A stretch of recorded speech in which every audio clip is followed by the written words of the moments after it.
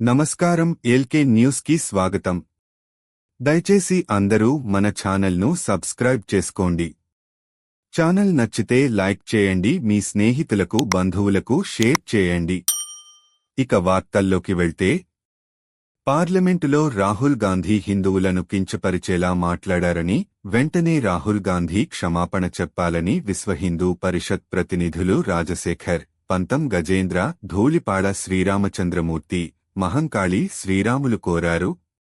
కోనేర్ సెంటర్లో విశ్వ హిందూ పరిషత్ ఆధ్వర్యంలో నిరసన ప్రదర్శన నిర్వహించారు. హిందువులు హింసావాదులని పరోక్షంగా, ప్రత్యక్షంగా విమర్శించారన్నారు. ఈ కార్యక్రమంలో అల్లూరి కాంతారావు, వర్రె రాజశేఖర్, కోట శ్రీకాంత్, మహంకాళి శ్రీరామశర్మ, దుర్గారావు, చిట్టికుమారి, మంగతాయారు, వడ్డీ కృషి మాగంటి, అనిల్, సమ్మెట సురేష్ తదితరులు పాల్గొన్నారు. బందరు మండలం విజయవాడ రోడ్డులో సుమ కన్వెన్షన్ హాలుకు దగ్గరలోని దుర్గా రైస్ మిల్లు వద్ద జరిగిన రోడ్డు ప్రమాదంలో ఒక వ్యవసాయ కూలీ అక్కడికక్కడే మృతి చెందాడు. రూరల్ ఎస్ఐ పద్మ అందించిన వివరాలిలా ఉన్నాయి. గూడూరు మారుతినగర్కు చెందిన కుంభా వెంకటేశ్వరరావు, 30, హీరో సీడీ 100 వాహనంపై వెళుతూ డివైడర్ను క్రాస్ చేస్తుండగా ఏపీ 37 పిడి 3558 నెంబరు గల స్విఫ్ట్ డిజైర్ కారు ఢీకొంది. దీంతో కుంభా వెంకటేశ్వరరావు అక్కడికక్కడే మృతి చెందాడు. వెంకటేశ్వరరావుకు భార్య, 2 పిల్లలు ఉన్నారు. వెంకటేశ్వరరావు మృతదేహాన్ని జిల్లా ప్రభుత్వ ఆసుపత్రిలో పోస్టుమార్టం చేశారు. ఎస్ఐ పద్మ కేసు నమోదు చేసి దర్యాప్తు చేస్తున్నారు. ఈ నెల 7 నుంచి మొహర్రం నెల ప్రారంభమవుతున్న దృష్ట్యా మచిలీపట్నంలోని మసీదులు, పంజాల వద్ద ప్రత్యేక వసతులు కల్పించాలని, పారిశుధ్య చర్యలు మెరుగుపరచాలని మున్సిపల్ కమిషనర్ బాపిరాజును బుధవారం మున్సిపల్ మాజీ చైర్మన్ మోటమర్రి బాబాప్రసాద్, టీడీపీ కార్పొరేటర్లు చిత్తజల్లు నాగరాము తదితరులు కోరారు. కమిషనర్ బాపిరాజుకు ఈ మేరకు వినతిపత్రం సమర్పించారు. చర్చలు జరిపారు. ఈ కార్యక్రమంలో టీడీపీ నగర అధ్యక్షుడు ఎన్డి ఇలియాస్ పాషా, సయ్యద్ ఖాజా తదితరులు పాల్గొన్నారు. ఇకెవైసీ పేరుతో గ్యాస్ డీలర్ల షాపుల వద్ద పెద్ద ఎత్తున ప్రతిరోజు వినియోగదారులు బారులు తీరి కనబడుతున్నారు.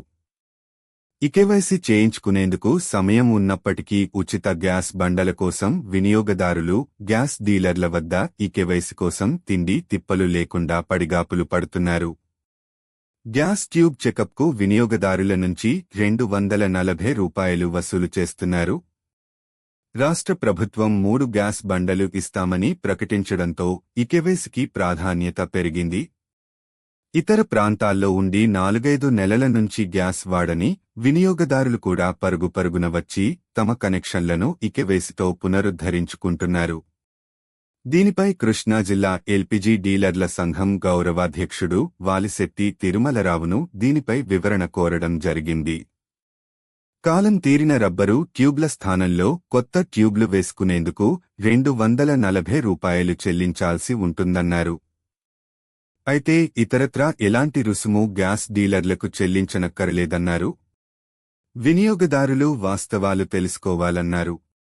ఇకెవైసీకి సమయం ఇంకా ఉందని, వినియోగదారులు కంగారు పడాల్సిన పని లేదన్నారు. సీఎం చంద్రబాబు ఇచ్చిన సామాజిక పింఛన్ల హామీని 18 రోజులలో నెరవేర్చి దేశ చరిత్రలో నూతన అధ్యాయాన్ని నెలకొల్పారని సీనియర్ టీడీపీ నాయకుడు గొర్రెపాటి గోపీచంద్ అన్నారు. బుధవారం తన కార్యాలయం వద్ద జరిగిన మీడియా సమావేశంలో గోపీచంద్ మాట్లాడారు. గతంలో వాలంటీర్ల వంకతో వృద్ధులను ఎండలో నిలబెట్టి ప్రాణాలు తీశారన్నారు. చంద్రబాబు వికలాంగులకు నేరుగా ఇంటికి పింఛను పంపారన్నారు. వారి ముఖాల్లో ఆనందం వెళ్లి విరిసిందన్నారు. 1వ తారీఖునే ఉద్యోగులకు జీతాలు ఇచ్చారన్నారు.